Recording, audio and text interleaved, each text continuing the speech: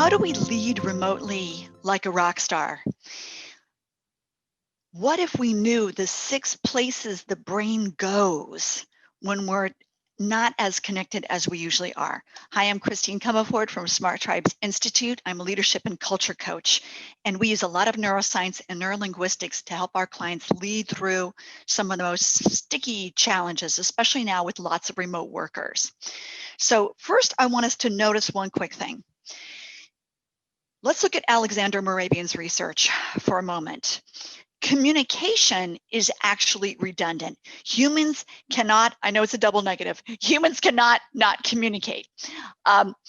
Look at his research and let me kind of tell you the executive summary. The executive summary is basically people communicate in 3 ways. Content, sure, the information that you're transmitting, that's only 7% of the communication.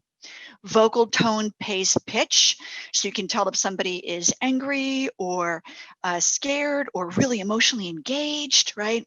That's 38%, but 55% is body, posture, gesture. So if we look at the fact that 93% of communication has nothing to do with the words, whoa. And in Zoom and other, web-based communications, you're not seeing the whole body of the person. Hopefully you're screen sharing. So what happens? Well, we're in more meetings than ever before. We're having more disconnection than ever before, more email than ever before, fewer people maybe in the meetings than ever before, more anxiety and depression than ever before, and more communication breakdowns.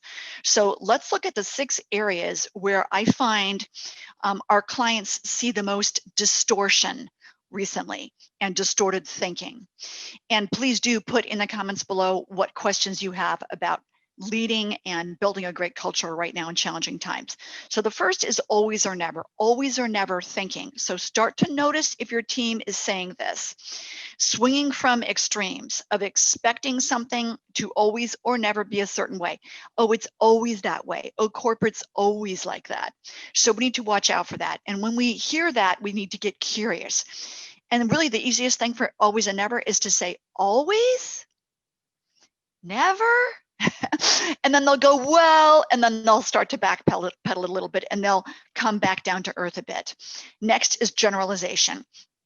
You describe one data point that has a certain meaning, like for instance, in some areas of Asia, if a person points, that's considered rude. Okay, so now all people who point are rude, right? That's a gross generalization.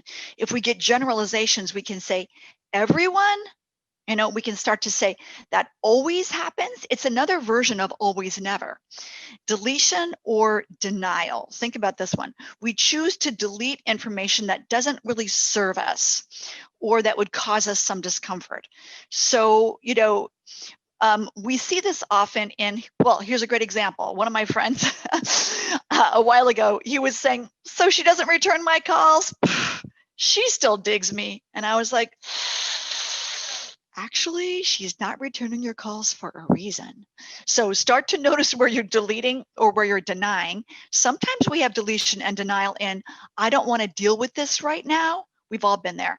Look, I'm too busy. I don't want to deal with this right now. And then a problem occurs. Okay, so start to notice deletion and denial in your team and yourself. Assumption.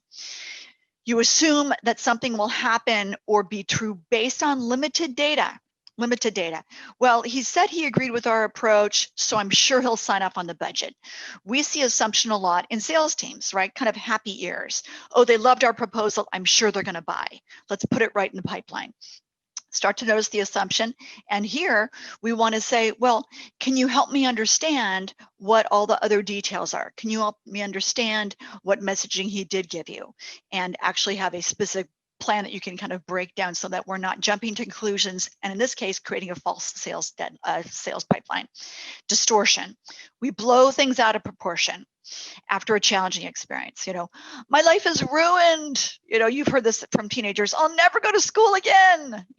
So start to notice if distortion is occurring, and if it is, that's when it's really great just to sit down and to say what specifically happened, right? And then help them reframe. Okay, so this bad thing happens. What's the cool opportunity we could get from this? We want to keep from all of these distorted thinking challenges and behaviors, we want to keep bringing people back down to earth so they have more behavioral choice. Last, number 6, identification. We do this all the time. You identify with something outside of yourself. So if your report or your work isn't received really successfully, then I'm a failure. If they didn't like my such and such, I'm a failure. And I want us to start to notice where we identify with things outside of ourselves. So your report wasn't really, people weren't really wildly excited by it. Okay, that's an opportunity to figure out where we had a disconnect, where our expectations and their expectations were mismatched. So if you look at these 6 distorted thinking behaviors, they cause us a lot of pain. They also cause a lot of drama. So if you want to really lead remotely like a star, notice these. Notice the ways to get out of these, and remember Alexander Mehrabian's law. 7% of communication is the words, the content. 38% vocal tone, pace, pitch. 55% body posture, gesture. So we want to make sure that we're always being really congruent in the communication that we deliver. All right, thank you so much. Please subscribe if you find this useful, share it with your friends, and submit your question below.